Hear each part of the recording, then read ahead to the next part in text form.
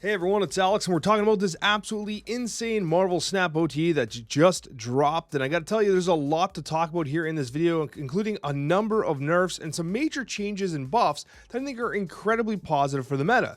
Right off the top here, let's get started with Arishem. Now, Arishem has seen its way down in the meta share ever since the release of Cassandra Nova. However, it's still having a pretty solid share at 17%, a 52% win rate, which is post-infinite pretty reliable. And the other side is that it's just annoying to play against, specifically if you don't have Cassandra Nova. And so as a result, they decided to attack Arishem using one of the dials. And this was a dial that Cozy and I spoke about at length on the Snapchat when we talked about the new villains of Snap on Arishem's emergence. And that is to increase the number of cards that get randomly shuffled into the deck. This makes it so that it is less reliable to pull the Shang-Chi, the Blob, the Enchantress, or whatever counter pieces that are, ever so frequent in Arishem decks, because they tend to still carry a lot of tech cards. With that being said, Arishem is not dead by any means. I do like the idea here of keeping his power consistent, keeping his effect consistent, and tweaking the number of random cards, because that random card thing is kind of what makes it exciting to play. It has the ability for the player playing it to have to kind of roll with the punches, so to speak, and the player playing against Arishem doesn't feel as disadvantaged because, well, the other player's not pulling their tech pieces as consistently. They're not blobbing into Absorbing Man, blobbing, or like, how they used to blob Mystique, for instance, until that interaction was corrected or changed. So Arishem was a little too reliable, and this change is going to reduce the reliability of Arishem while also still keeping him, I think, in the meta. It's also worth noting that there's going to be a change to Cassandra Nova, which will impact Arishem significantly, in the sense that, well, she's getting nerfed too. Now, Cassandra Nova was destroying Arishem, and I think it's relatively fair that if you're going to take a little bit off Arishem, you take a little bit off Cassandra Nova. But it's notable that Cassandra Nova was just in slot as a 3 cost, probably one of the absolute best in the game, if not the absolute best in the game. Although it didn't play so well into the late turns, it was still like 3 or 4 power, and you could get it to 7 or 8 power on turn 3, depending on what your first couple turns looked like. It was an immensely powerful card, and so to take 1 energy off it, or 1 power I should say, actually makes a lot of sense. It's running a 37% meta share, and that's not only to counteract the Arishem we're seeing, it's also because the card is just incredibly effective. In fact, it's my belief that if Arishem didn't even exist, Cassandra Nova would still have rocked a really legitimate play rate. I think the excitement around Cassandra Nova largely came from the fact that it was a good way to shutter the popularity of Arishem, which is exactly what it did. But it's also just a fantastic card in and of itself. At a 36% meta share, it's fair to say that the card has landed on its feet. It's also worth noting that clearly a lot of people have gained access to the card via Deadpool's Diner, and we'll have to say that the nerf is probably well deserved. It's still going to perform particularly well in a number of different shells, and in the next couple of seasons, we might be having some bounce-based synergies that Cassandra Nova might like as well, because don't underestimate this card as a bounce candidate. And then we go on to the Mind Stone, which is by far one of my favorite changes of this patch. Now, Thanos has been languishing. It's been awful. A 40% win rate is rough for Thanos. 1% meta share, negative cube rate. I mean, it's basically not being played at all. In my experimentation with Thanos, I did find that the new identity where Thanos was like the actual reason for the season, so to speak, actually made a lot of sense. I liked how the stones actually worked in purpose for Thanos, and not the other way around, where Thanos is like a card you almost never played and didn't care about, whereas you were just using the stones and everything else to kind of get the value. The new version of Thanos kind of shifts away from that, and I think that's really good. To move Mind Stone back to a 1 cost is actually incredible. It's going to add a lot of synergy in like zoo-based Thanos, but not just that, it just makes the best stone in his arsenal the best stone in his arsenal again. Drawing Mind Stone on 1 becomes a snap condition again. Thanos is going to see incredibly strong increase of power with this change, okay? So I'm excited to try Thanos, and I just might think that Thanos might be the video you'll see tomorrow, because I gotta tell you, the new Thanos has to be cracked, or at least more competitive than it is now with this change to Mind Stone, and I'm all for it, because I think that Thanos is an important card to have relevant in the meta. Then we go to Thena. This should come to no surprise, although I thought Thena could probably have survived a little longer. What surprises me here is you have Shadow King and Shang-Chi, which often are able to, give Thena a good clapping. And people just aren't running the tech pieces all together all that often. And Thena's reach is pretty impressive. What's notable here is that Thena will no longer hit 10 power on 3 procs. So that remains a little safer from Shang-Chi with a little bit of lower power. I still think Thena's very good.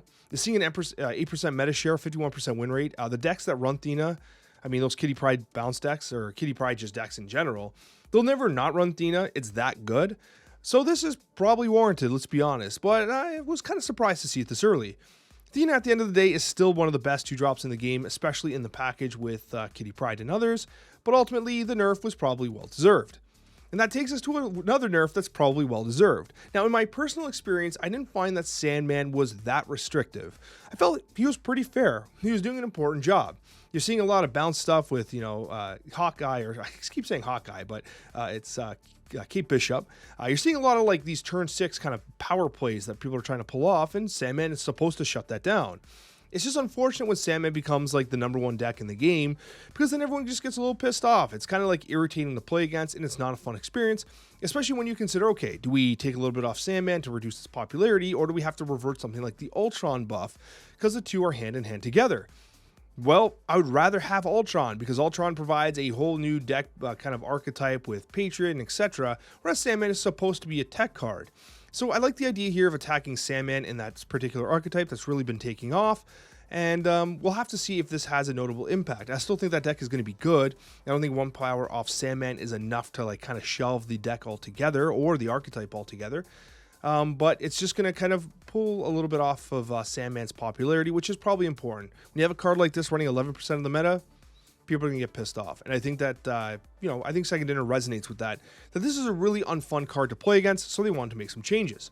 And that takes us to 2 of the best changes they've made in this. Now, obviously, I love the Mind Stone change. I can't wait to play some Thanos. But I think Lady Dethstrike change, in the next card we'll be talking about momentarily, is phenomenally well thought out. Make Lady Dethstrike better. Why? Why should we make Lady Dethstrike better? Well, Zoo has been one of the most consistently powerful decks in Marvel Snap for like the last couple months. It just got Marvel Boy, which it kind of pushed it to the next level. So instead of like nerfing Marvel Boy or nerfing Zoo or taking power off Gilgamesh again, why don't you make the counters to Zoo more prevalent? Of course, we do have Kyra out there, which prevents Killmonger from being a play, but Lady Dethstrike, while still obviously it's not great for someone like a Kyra, it's still good. It's still usable in a lot of matchups, and it might actually take some Zoo players by surprise, especially since a lot are now cutting Kyra from a lot of their decks. I like the idea of trying to balance the popularity of an existing archetype that's starting to take over the meta by not nerfing that archetype, but by buffing its counters, and Lady Dethstrike is exactly that. And if they have Kyra cannot save them from the newly buffed Man-Thing. It's also worth noting that Man-Thing, going from a 4-5 to a 4-7, this is a great change. And it's also worth noting that Man-Thing is going to be coming up in Spotlight caches, provided things don't change. So if you've missed on Man-Thing in the past, because its effect was a little middling, its power was a little middling, now you have a reason to pull it from the Spotlight caches. This is a very significant buff. Man-Thing is probably a decent card now. Now, it's seeing almost no meta play right now, but its win rate's not necessarily in the tanker. Like, it's just not seeing play, and I wonder how this buff will kind of, move the needle in the win rate percentage perspective, okay? I'm optimistic on Man-Thing. I'm cautiously optimistic. It is 2 power, but there's a lot of power in his effect as well, and perhaps, some more Jean Grey gameplay might be necessary to make Man-Thing, a reality. And that takes us to what is perhaps one of the more perplexing changes of the OTA, and that's the nerf to Nocturne. Now, in my opinion, I don't know if I love this. Now, Nocturne at 17% has been very prevalent.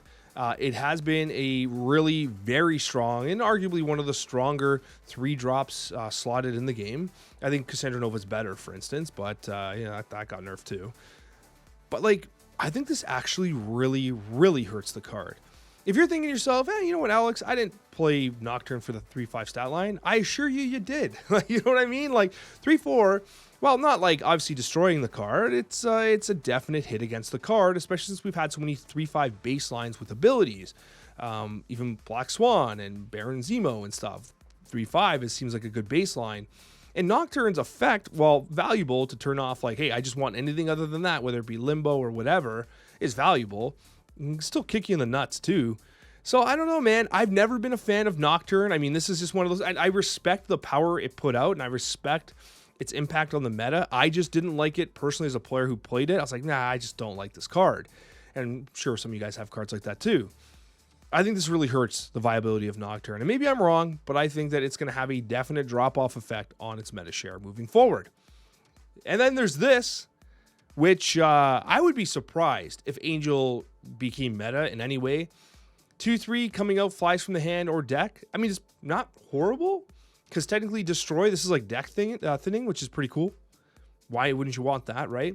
Of course, you're going to draw it every single game. It's basically Quicksilver or Domino, but that's a whole other conversation. But I mean, the old version had a 33% win rate, but almost no games played at all. No one's playing Angel. If anything, this is a buff to bots, I guess, because bots really did need a buff. I don't know how to feel about this. I still think it would have been more fun if you if Angel comes out, if you destroy him again, he becomes Archangel. I think that would have been cool flavor, and maybe like he gains power every time you do that or something, similar to the way Apocalypse works. There's way more creative ways to fix Angel than this, but this might not actually be as bad as it was before. And that takes us to the end of this video. Thanks so much for watching, guys. Hit that subscribe button if you're not subscribed already. I really appreciate each and every one of you, and we'll see you on that next Marvel Snap video.